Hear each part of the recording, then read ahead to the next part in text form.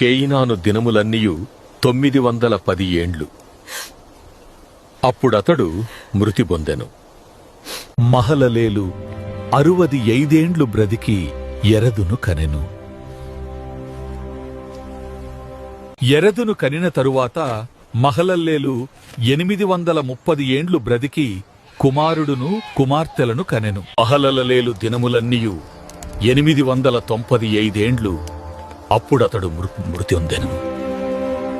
ఎరదు 162 ఏండ్లు బ్రతికి హనోకును కనెను.